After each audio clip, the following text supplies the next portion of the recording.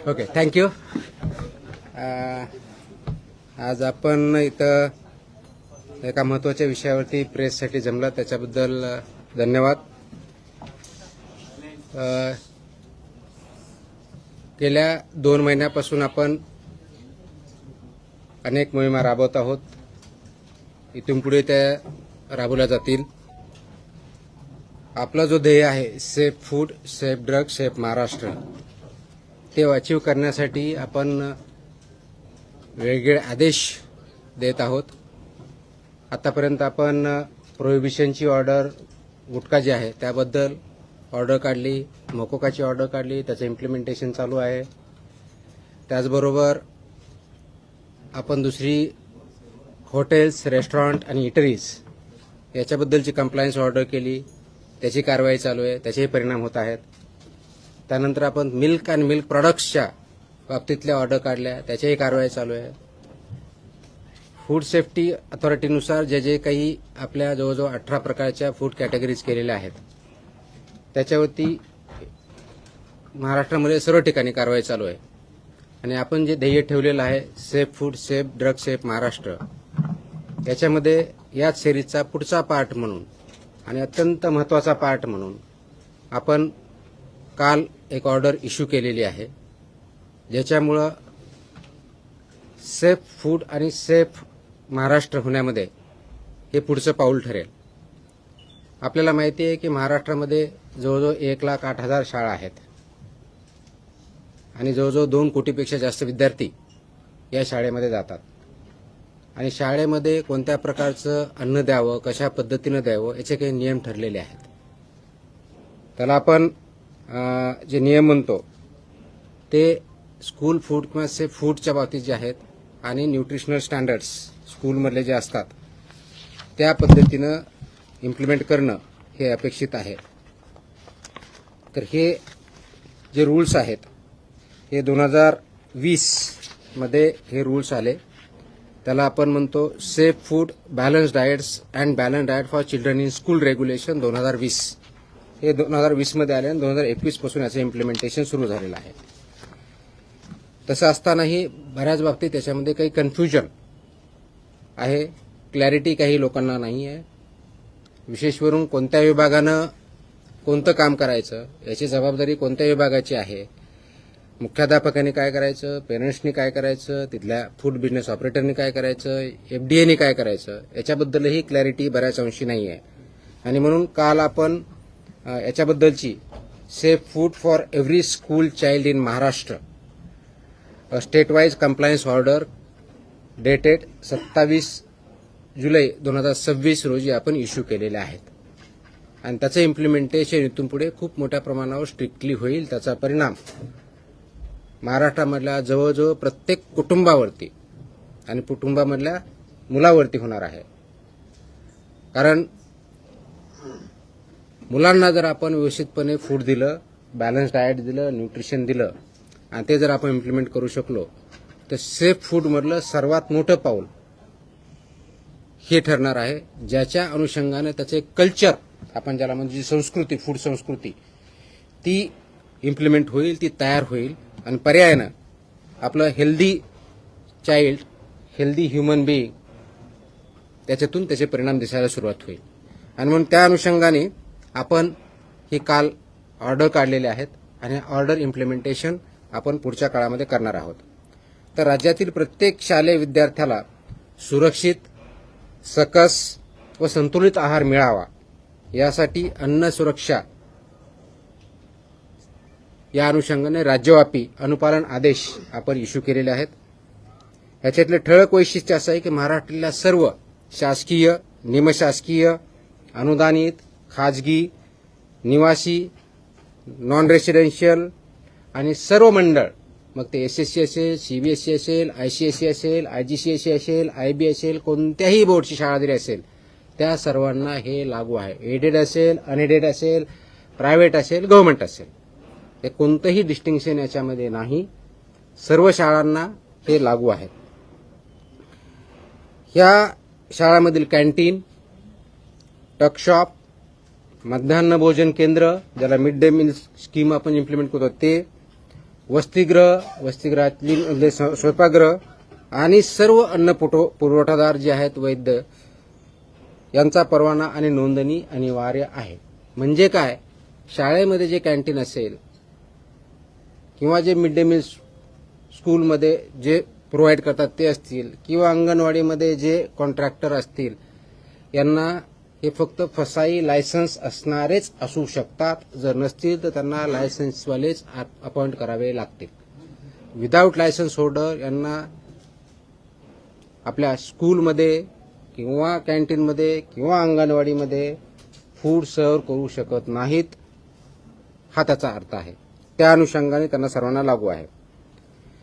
त्याचप्रमाणे शाळेच्या आवारात आणि शाळेच्या आउटस्कर्ट म्हणजे भिंतीपासून, ज्याला आउटर साइड ज्याला म्हणतो, त्यापासून 50 मीटरपर्यंत, ज्याला HFSS अन्नपदार्थ म्हणतो, त्याची विक्री, जाहिरात, विपणन, मोफत वितरणास प्रतिबंध घातलेला आहे. I repeat, and this is very important issue. शाळेच्या आवारात म्हणजे शाळेच्या प्रिमायसेसमध्ये आणि within 50 metres outskirt of the boundary. आता बाउंड्री कोणती, तर आउटर साइड जी असेल ती बाउंड्री, म्हणजे समोरच्या साईडला गेट 2 असतील, पाठीमागे ते कोणत्याही टोकापासून जी काय आउटसाइड साईड आहे तिथून पुढे 50 मीटर लांबीपर्यंत HFSS म्हणजे high fat, trans fat, sugar या प्रकारचे प्रॉडक्ट्स वितरण करण्यास, विक्री करण्यास, जाहिरात करण्यास किंवा मोफत विक्री करण्यास पूर्णपणे बंदी आहे आणि ते स्ट्रिक्टली इम्प्लिमेंट केलं जाईल. त्याच्यामुळं या बाबतीचं इम्प्लिमेंटेशन तिथली लोकल अथॉरिटी, विशेष करून मुख्याध्यापकाचे, ज्याला शाळा प्रमुख असं म्हणतो, किंवा प्रिन्सिपल असेल तर प्रिन्सिपल, कारण हे आदेश 12वी इयत्ता 12वी पर्यंतच्या शाळाची डेफिनेशन 12वी पर्यंत आहे आणि हे लागू होतं 22 महिन्याच्या मुलाच्या पासून सुरू होतात. 22 महिन्याच्या मुलापर्यंत लागू नाही, तिथून पुढे म्हणजे अंगणवाडीमध्ये जे मुलं येतात तिथून पुढे चालू होतं. ते 12वी पर्यंतच्या मुलं इथपर्यंत हे आदेश लागू आहेत. हे हाय HFSS ज्याला फूड आयटम्स म्हणतो, high fat, trans fat, sugary जे प्रॉडक्ट आहेत ते तिथे विकता येत नाहीत, जाहिरात करता येत नाहीत, वितरण करता येत नाही किंवा फ्रीमध्ये वाटपही करता येत नाही. आणि म्हणून त्याचे इम्प्लिमेंटेशन लोकल लेवलला प्रिन्सिपल, त्यांची स्कूल आणि ती स्कूलमधली जी कमिटी असते त्यांनी करायचं आहे. जास्त मीठ, साखर, संतृप्त चरबी व ट्रान्सफॅट असलेल्या अन्नपदार्थ शालेय परिसरात मज्जाव केलेला आहे.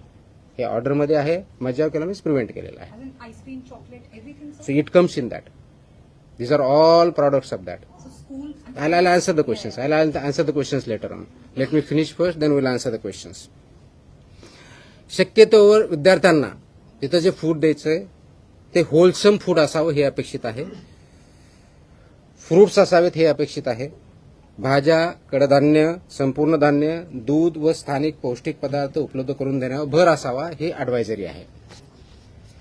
त्याचबरोबर प्रत्येक शाळेत हे पिण्यायोग्य पाणी, स्वच्छता, अन्न साठवणूक, तापमान नियंत्रण, कीड नियंत्रण आणि कचरा व्यवस्थापनाची काटेकोर अंमलबजावणी जिथं फूड सर्व्ह केलं जातं किंवा प्रिपेअर केलं जातं याची इम्प्लिमेंटेशन होणं अपेक्षित आहे. हे करत असताना प्रत्येक शाळेमध्ये एक फूड सेफ्टी डिस्प्ले बोर्ड असणं अपेक्षित आहे.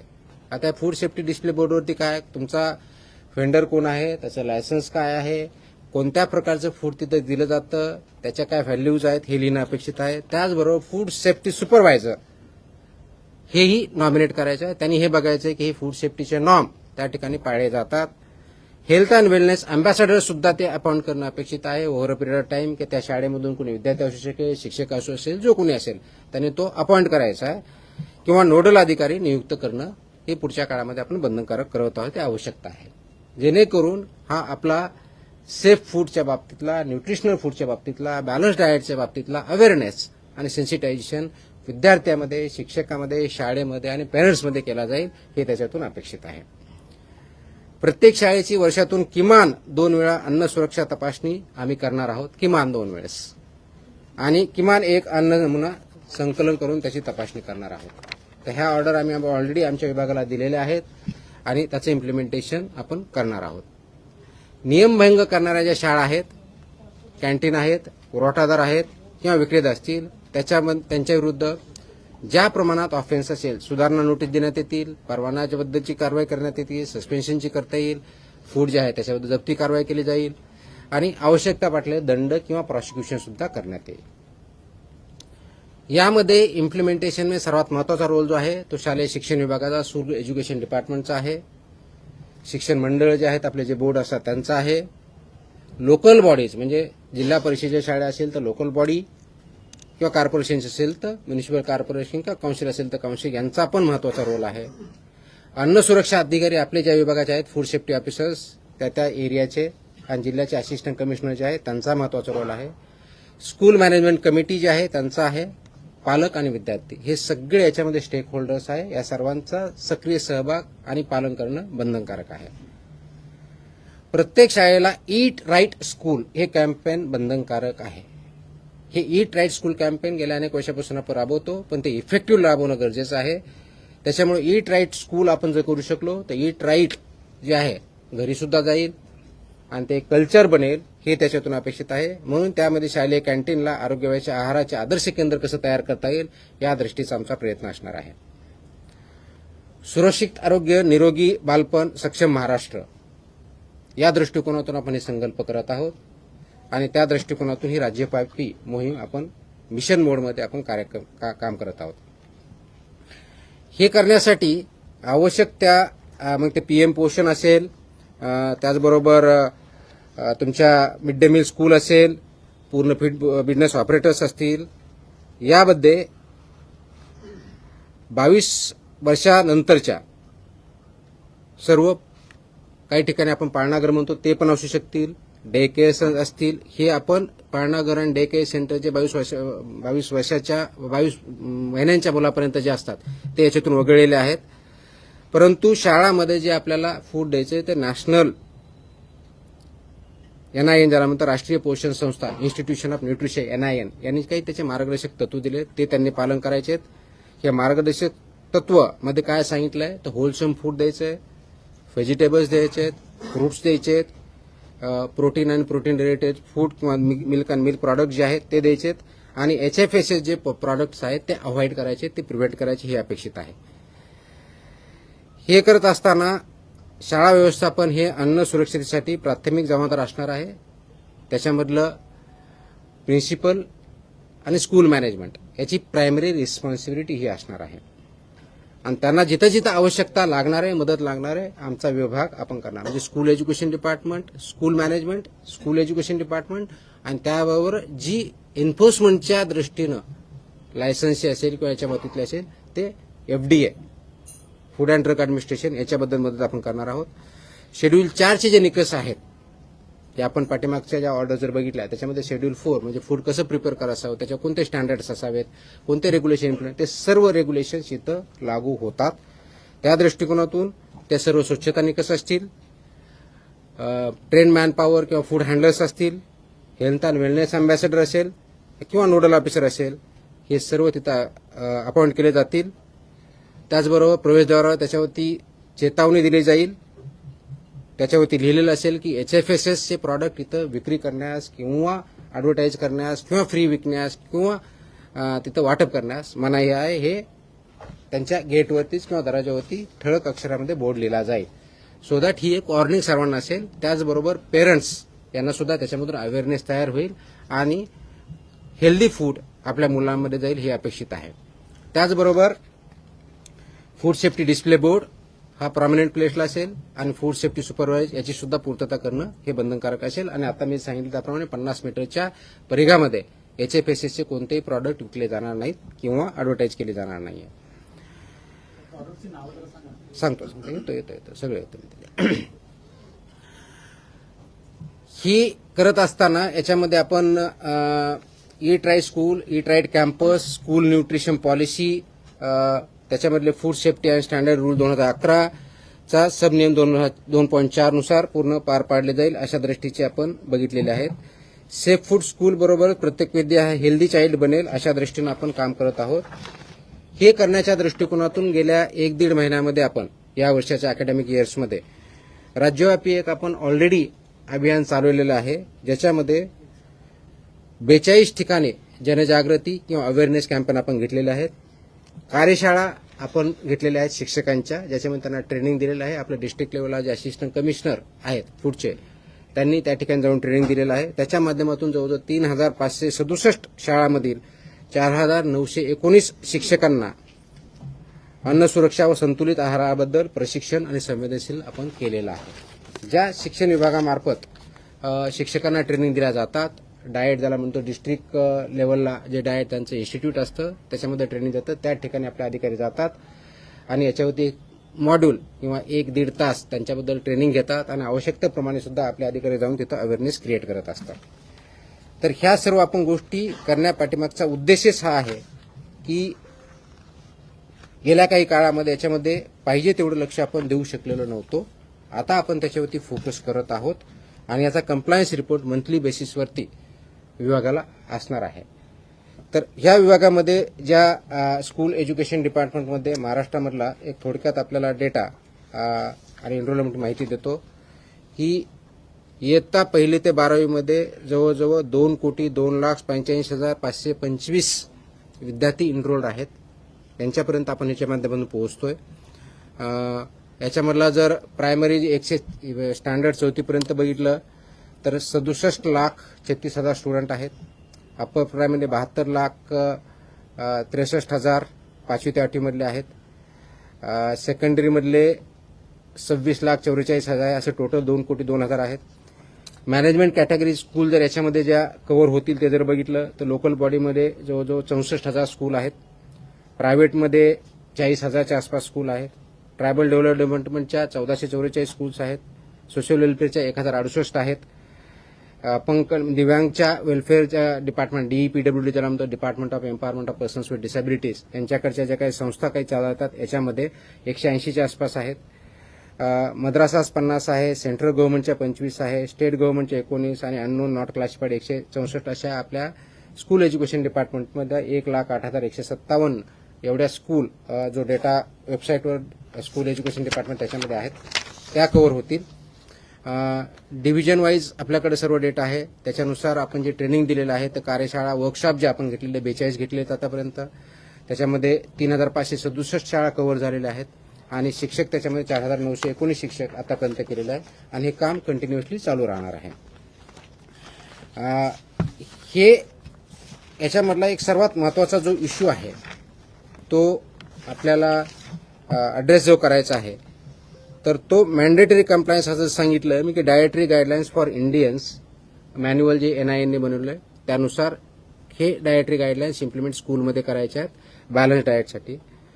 दुसरा जो आहे तो menu shall ensure adequate macronutrients and micronutrients. ह्या मेन्यूमध्ये मॅक्रोन्यूट्रियंट्स कोणते म्हणजे कार्बोहायड्रेट्स आले, प्रोटीन्स आले, फॅट्स इन अप्रोप्रिएट प्रोपोर्शन आल्या आणि मायक्रोन्यूट्रियंट्समध्ये व्हायटमिन्स आले, आयर्न, कॅल्शियम आणि आयोडीन आणि फोलेट ह्या सगळ्या गोष्टी आल्या. हे एन्श्युअर करायचं आहे. फूड प्रॉक्युअर जे होतं किंवा सर्व्हिस होतं त्याच्यामध्ये एन्श्युअर करायचं आहे की त्याच्यामध्ये डायटरीनुसार आवश्यकनुसार फायबर आहे आणि कॅलरीज आणि प्रोटीन आहेत. कॅन्टीन्स आणि हॉस्टेल आणि किचन हे जे आहे ते प्रोएक्टिव्हली त्याच्यामध्ये fruits, vegetables, whole grains, pulses, dairy products हे प्रमाण वाढवायचं आहे. HFSS जे फूड आहे ते ॲब्सोल्युटली तिथे सर्व्ह करायचं नाही, सोल्ड करायचं नाही, डिस्प्ले करायचं नाही किंवा फ्रीमध्ये करायचं नाही.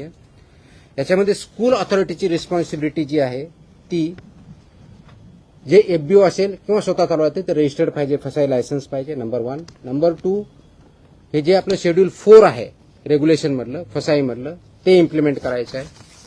2011चे रेग्युलेशन पूर्णपणे इम्प्लिमेंट करायचे आहेत. त्याचबरोबर health and wellness ambassador designated officer under regulation 6(1) नुसार आपल्याला करायचं आहे आणि यानुसार सेक्शन 30 नुसार आपण जी ऑर्डर काढलेली आहे त्याच्यानुसार I am directing that every school authority shall appoint and train such nodal officer आपण मॅन्डेटरी करतोय. यानुसार आपण करत आहोत. त्याचबरोबर जी responsibility of the school education department आहे ती अशी आहे की सर्व स्कूलमधलं FBO रजिस्टर आहे हे बघायचं आहे. मिड डे मील असेल, प्रधानमंत्री पोषण आहार असेल, याच्यासाठी शाळा पोषण आहार असेल, ह्या ज्या योजना आहेत याच्यामध्ये जे व्हेंडर्स आहेत ते रजिस्टर करून घ्यायचे. जर नसतील तर जे रजिस्टर्ड आहेत त्यांनाच अपॉइंट करायचं आहे. डिस्ट्रिक्ट आणि ब्लॉक एज्युकेशन ऑफिसरला याने ज्याकडून डिरेक्शन जाणं अपेक्षित आहे की याचं पूर्णपणे मॉनिटरिंग आणि कंप्लायन्स होते आणि त्याच्यामध्ये त्यांचं रिपोर्टिंग होतं आहे. फूड सेफ्टी आणि न्यूट्रिशनल स्टँडर्ड्स इम्प्लिमेंट होत आहेत, त्याचं कंप्लायन्स होतं आहे. आणि स्कूल एज्युकेशन डिपार्टमेंटनी इन कॉर्डिनेशन विथ FDA बरोबर याचं इम्प्लिमेंटेशन होतं आहे आणि तिथं काय टेक्निकल सपोर्ट लागत असेल किंवा एन्फोर्समेंट सपोर्ट लागत असेल तो FDA मार्फत दिला जाणार आहे. बोर्डनी काय करायचं आहे तर बोर्डनी त्यांच्या ज्या गाईडलाईन्स आहेत त्याच्यामध्ये हे स्कूल फूड रेग्युलेशन्स हे मॅन्डेटरी करायचे, over a period of time comply करायचे. Annual food safety compliance certificate हे फूड बोर्डनी करायचं आहे. त्यांच्या जे अफिलिएटेड स्कूल आहेत त्यांना कंपल्सरी करायचे, जे डॉक्युमेंटेशन ठेवायचं आहे आणि ऑन रेफरन्स फूड सेफ्टी कमिशनरला याच्यानुसार कंप्लायन्स करायचं आहे. ज्या स्कूल नॉन कंप्लायंट आहे त्यांच्यावरती ह्या बोर्डने कारवाई करायची आहे. शोकॉड नोटिसेस आवश्यक तिथे द्यायच्या आहेत आणि जर ते केलं नाही तर त्यांचं अफिलिएशन काढून घेण्याची सुद्धा कारवाई बोर्ड करू शकतं. या दृष्टीने त्यांनी गाईडलाईन्स काढायच्या आहेत. फूड सेफ्टी ऑफिसरची जबाबदारी काय आहे तर मॅन्डेटरी इन्स्पेक्शन आपले जे आहे त्या शाळेचे वर्षातून कमीत कमी 2 म्हणजे प्रत्येक 6 महिन्याला 1 कमीत कमी, त्याच्यापेक्षा जास्तही करू शकतात, त्याप्रमाणे करायचे आहेत.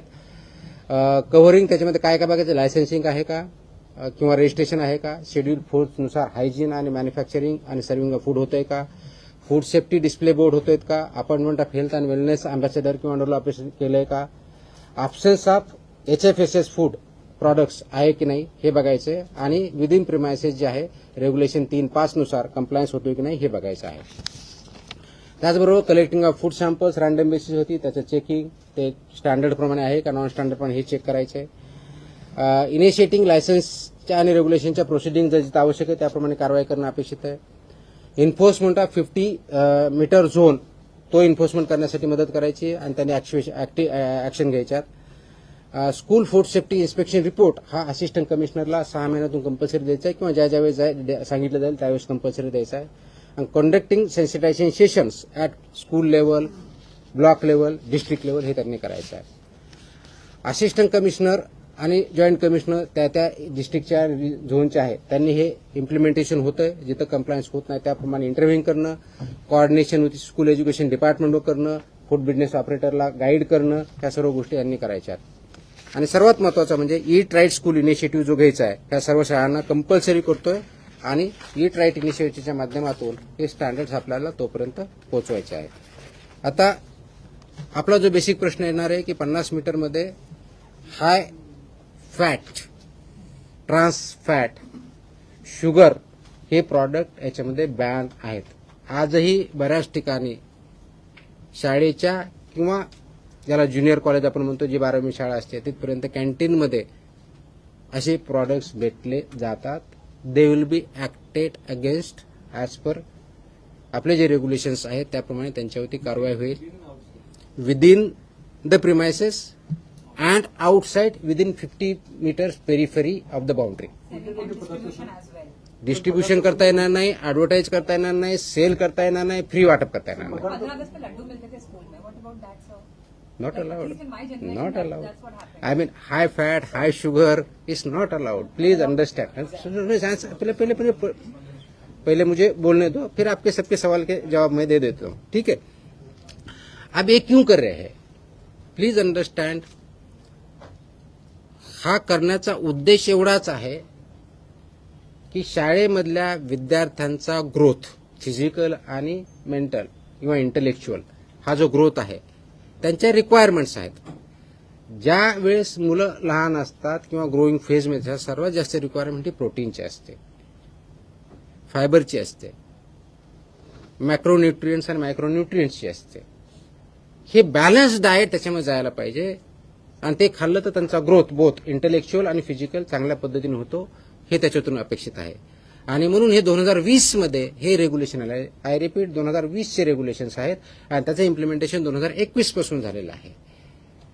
त्याच्यामुळे ह्या शाळांना माहीत नाही, आम्हाला माहीत नाही, पेरेंट्सला माहीत नाहीये असं आपण म्हणणं हे धाडसाचं ठरेल. याचं इम्प्लिमेंटेशन आपण आता इथून पुढे आणखी स्ट्रॉंगली करणार आहोत. आतापर्यंत अवेअरनेस पण झालेला आहे, आतापर्यंत हे करत आहोत, पण इथून पुढे आणखी जास्त सिव्हिअरली होईल आणि याचा परिणाम आपल्या विद्यार्थ्यावरती, अपकमिंग जनरेशनवरती खूप पॉझिटिव्हली होणार आहे. कारण बऱ्याच अंशी आपण बघतो की तिथं सो कॉल्ड एनर्जी ड्रिंक्स, कारण एनर्जी ड्रिंक्स ही कॅटेगरीज नाही आहे, फूडमध्ये कॅटेगरीज नाही आहे. So called caffeinated non caffeinated drinks हे अवेलेबल होतात, विच इज नॉट अलाउड.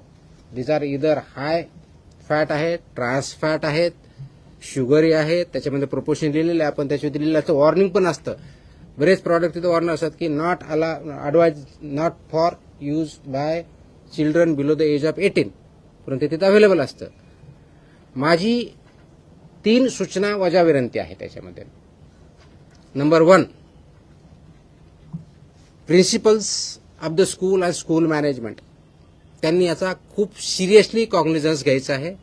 आपल्या शाळेमध्ये, शाळेच्या प्रिमायसेसमध्ये किंवा विदिन 50 मीटर पेरिफेरीमध्ये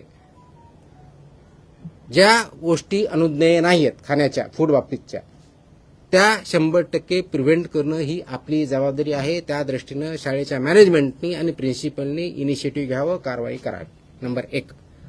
नंबर 2, पेरेंट्सना माझी सूचना आणि विनंती आहे की आपल्या पाल्यांना, आपल्या मुलांना अशा प्रकारचे पदार्थ खाण्यापासून प्रिव्हेंट करा, जेणेकरून त्यांच्या हेल्थवरती पॉझिटिव्ह इम्पॅक्ट होईल.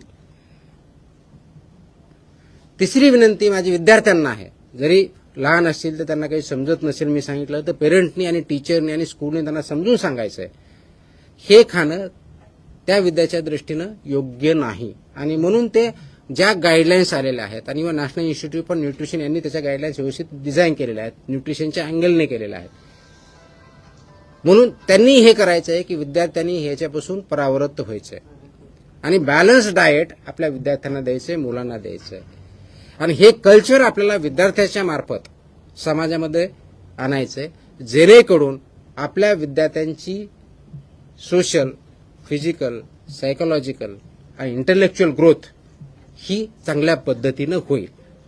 ह्या गाईडलाईन काढण्यापाठीमागचा नॅशनल इन्स्टिट्यूट ऑफ न्यूट्रिशन यांच्यामार्फत, त्याचबरोबर आपल्या फसाईनी ज्या 2020च्या रेग्युलेशन्स तयार केले हे खूप विचारपूर्वक केलेले आहेत. त्याच्यामध्ये कमिटी आहे, सायंटिफिक बेस आधारे केलेले आहेत. त्याचं इम्प्लिमेंटेशन आपल्याला शिबिर यासाठी करायचं आहे, खूप स्ट्रिक्टली यासाठी करायचं आहे की त्याच्या माध्यमातून पुढचे जनरेशन घडणार आहेत, त्या हॅबिट्स इन्कल्केट होणार आहेत, ते संस्कृती आपल्याला आणायची आहे आणि ही संस्कृती आपल्या कुटुंबापर्यंत न्यायची आहे. आणि म्हणून मी आता जसं म्हणलं की दर 2 कोटीपेक्षा जास्त विद्यार्थी या शाळेमध्ये जात असतील, जवळजवळ 1 लाख प्लस शाळेमधून, तर महाराष्ट्रामध्ये फूड कल्चर चेंज करायला जास्त वेळ लागणार नाही आणि त्याच्यामध्ये आपल्या सर्वांचा सहभाग अपेक्षित आहे. हा अवेअरनेस क्रिएट करणं आणि ह्या गाईडलाईन्स रेग्युलेशन इम्प्लिमेंट करणं ही आपल्या सर्वांची सामूहिक जबाबदारी आहे. विशेष करून school education department, school management, parents आणि FDA या सर्वांनी मिळून जर ठरवलं तर जास्त वेळ लागणार नाही. FDAच्या मार्फत आम्ही डेफिनेटली चालू केलेलं आहे. स्कूल एज्युकेशन डिपार्टमेंट आम्ही ऑर्डर काढताना स्कूल कमिशनरला आम्ही डायरेक्ट केलेलं आहे इम्प्लिमेंट करा म्हणून, डिस्ट्रिक्ट ऑथॉरिटीला आम्ही डायरेक्ट केलेलं आहे आणि कन्सर्न डिपार्टमेंटला आम्ही रिक्वेस्ट केलेली आहे. Secretary of the concern department त्याच्यामध्ये आम्ही कॉपी केलेल्या आहेत, ऑर्डरमध्येच आहेत. त्याच्यामध्ये सेक्रेटरी जे आहेत, स्कूल एज्युकेशन डिपार्टमेंट असेल, सोशल वेलफेअर डिपार्टमेंट असेल, ट्रायबल डेव्हलपमेंट डिपार्टमेंट असेल किंवा इतर डिपार्टमेंट जे कन्सर्न आहे, ज्यांच्या स्कूलचा संबंध आहे, त्यांना सर्वांना आम्ही रिक्वेस्ट केली अशा इन्स्ट्रक्शन आपल्या स्तरावरून पर्यंत द्या, जेणेकरून त्याचं इम्प्लिमेंटेशन होणं सोपं होईल आणि याचे इन्स्पेक्शन पुढच्या काही दिवसामध्ये चालू होतील. आणि त्यावेळेस असं व्हायला नको की आम्हाला माहीत नाही आहे. ह्या ऑर्डर त्यांच्यापर्यंत पोहोचलेल्या आहेत. जिथं ज्यांना आपल्याला ट्रेनिंगची आवश्यकता वाटते त्या लेवलला डिस्ट्रिक्ट लेवलच्या ऑफिसरनी, डिस्ट्रिक्ट एज्युकेशन ऑफिसरनी, त्या शाळांची किंवा तालुका लेवलला आवश्यक त्या ठिकाणी ब्लॉक एज्युकेशन ऑफिसरनी आमच्या ऑफिसर बरोबरच्या मदतीनं असे वर्कशॉप घ्यावेत. त्याच्यामध्ये आम्ही गायडन्स करू. इम्प्लिमेंटेशन करण्याची जबाबदारी स्कूल मॅनेजमेंटची आहे आणि स्कूल एज्युकेशन डिपार्टमेंटची आहे. एन्फोर्समेंट करण्याची जबाबदारी आमची आहे, ते आम्ही पार पाडू. आणि कंप्लायन्स किंवा ओबिडियन्स जे करायचं आहे ते पेरेंट्सला आणि विद्यार्थ्यांना आणि शिक्षकांना करायचे, त्यांनी ती करावी. अशा दृष्टीचं हे काम आहे, मोठं काम आहे, पण सर्वात मोठी अपॉर्च्युनिटी पण आहे, ज्याच्या माध्यमातून आपले जे पुढे चालून NCD ज्याला म्हणतो, नॉन कम्युनिकेबल डिजीज आहेत, वेट गेन करणं, वेगवेगळ्या प्रकारच्या आजाराला बळी पडणं, ते याच्यातून आपण अवॉइड करू शकतो आणि पुढच्या जनरेशनला लाईफ चांगल्या पद्धतीने देऊ शकतो. त्या दृष्टीने आपल्याला काम करायचं आहे. Yes please.